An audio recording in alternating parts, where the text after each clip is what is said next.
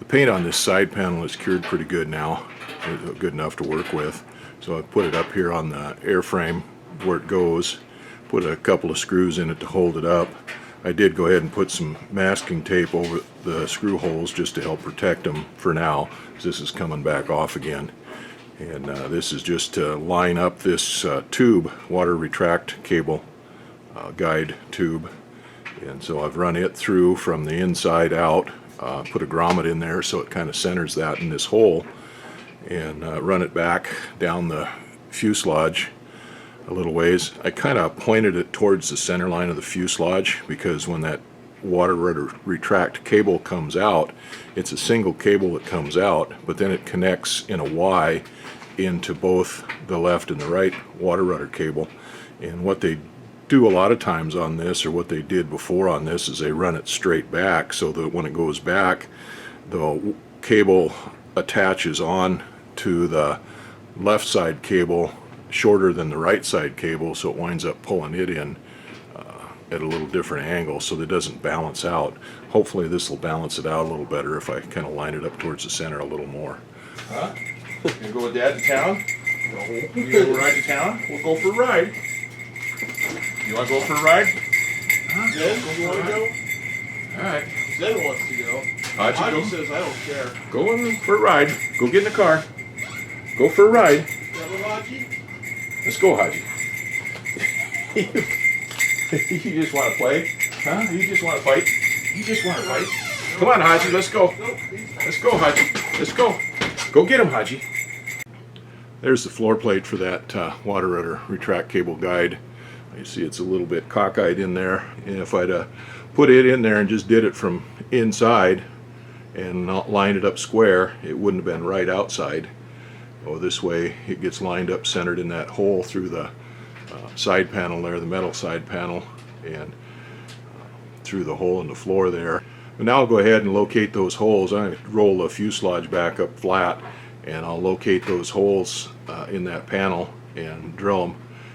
And those are going to be for number 6 screw, but I'm going to drill them oversized because I'm going to put T-nuts on that.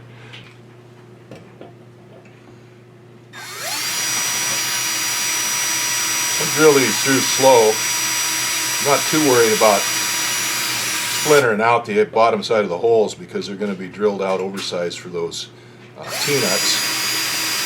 This will just kind of locate them. But if I take it nice and slow going through there, it shouldn't splinter too bad.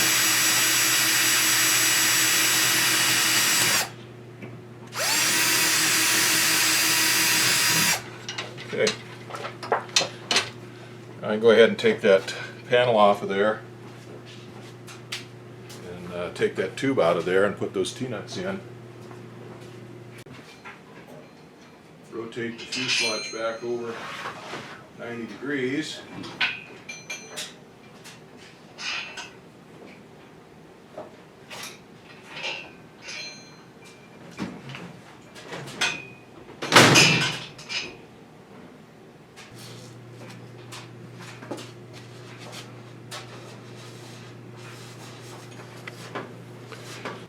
These are the T-nuts I'm using.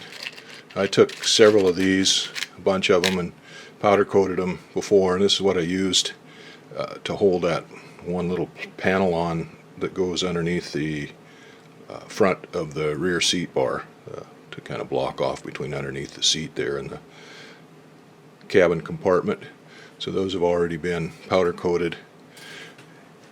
They're number 632 screws, and you can see the OD on those is about 165.5 inches, so I'll go ahead and drill a clearance hole out for those in that wood from the bottom side, figure out the right size bit for that, and then install those. So I dug out an 11/64 drill bit and I'll drill these holes out. And I don't even have to go all the way through.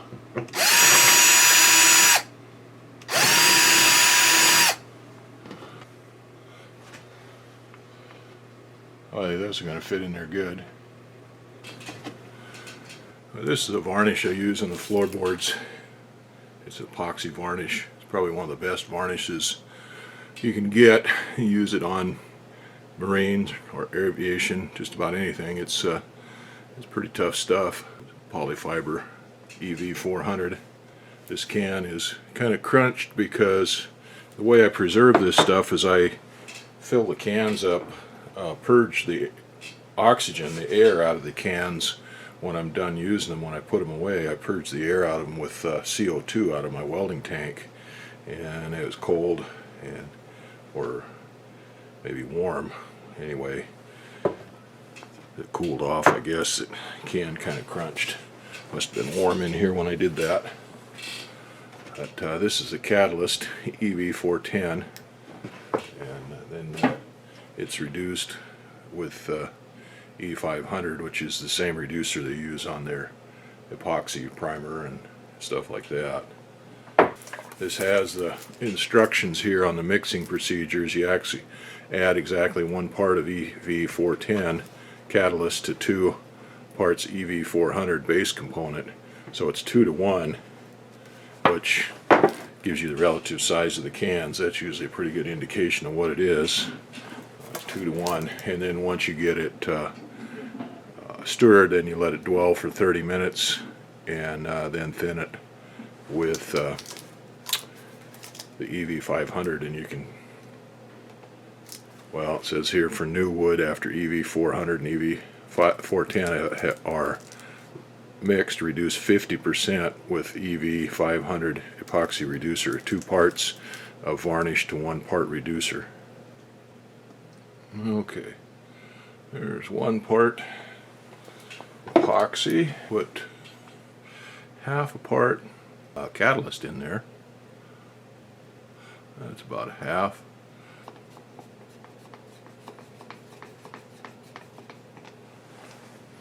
Okay, we'll let that dwell for 30 minutes and then reduce it down and use it. Alright, it's been about 30 minutes, a little over that, since I mixed this stuff up. Well, now it's time to put the reducer in it.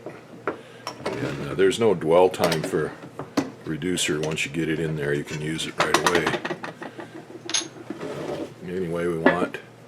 We've got, I put this up on this jug here, this container, so that I get it up a little bit higher to make it easier to see. We'll just add some, and here's 2 ounces and about 2 1/4 ounces, and there's 4 ounces, so if we go about halfway between, it should be about 3 ounces. Oop, there we go. Always try to make my first coat of paint or varnish, epoxy, whatever, going into wood pretty thin, and that way if it's thin, it gets pulled into the fibers of the wood and gets better penetration.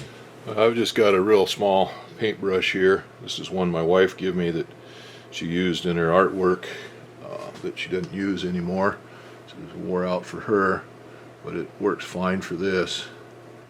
Now this area was already coated, it was all just scuffed up from sanding.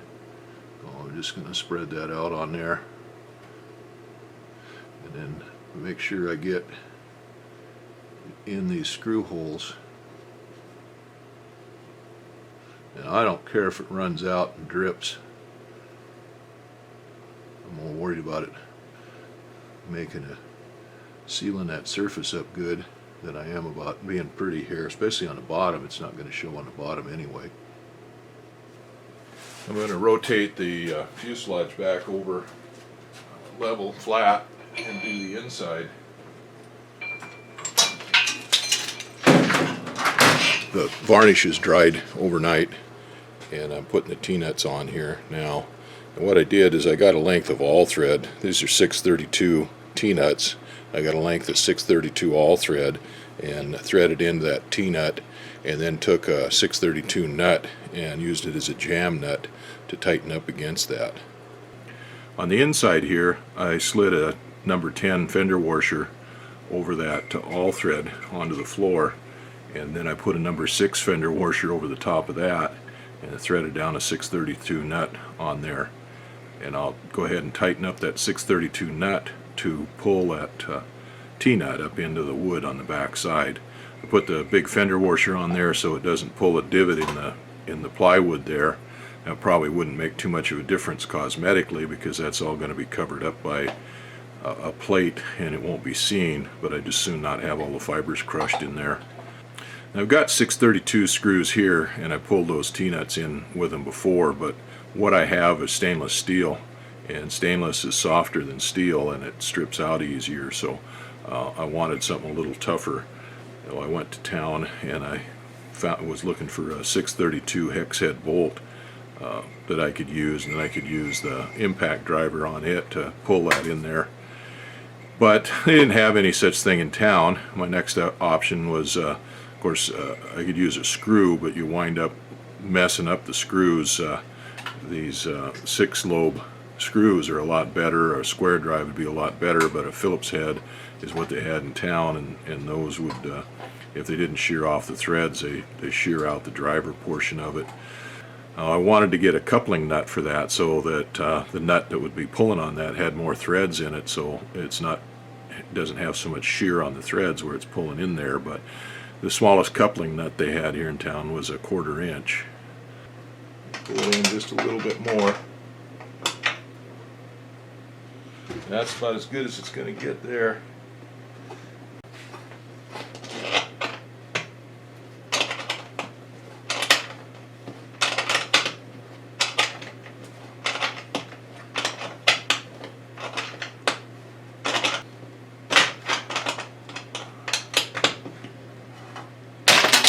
Oh, yeah, I was afraid of that. The all thread broke. Okay, the all thread sticking out through the bottom of the nut here, the T-nut. I was able to get on it with a pair of pliers and just unthread it out of there. Okay, just for grins and giggles, I'm going to take a little bit of this varnish. I got plenty of it left, and paint these holes. Make sure it gets down inside of these between the T-nut and the wood there, kind of seal that, because those holes, while they were just a little bit oversized for the barrels of those, which they fit tight in the bottom because they're tapered, but up here in the top there might be a little bit of gap. But anyway, I'm just going to seal them up with a little bit of this varnish. Okay, there we go. 4 T-nuts nicely embedded in the plywood and sealed up with varnish. And that way those screws can go in and out of there without reaching underneath them to hold a nut, and no nut plates or anything, just the T-nuts, which work pretty good with plywood. There's what it looks like on the inside. No crushed fibers or anything. The nuts come up almost right up to the surface on that, so they're just the right thickness for that 1/4 inch plywood, and everything's just perfect there. Of course, that'll be covered up with a stainless steel plate when we put the tube in there.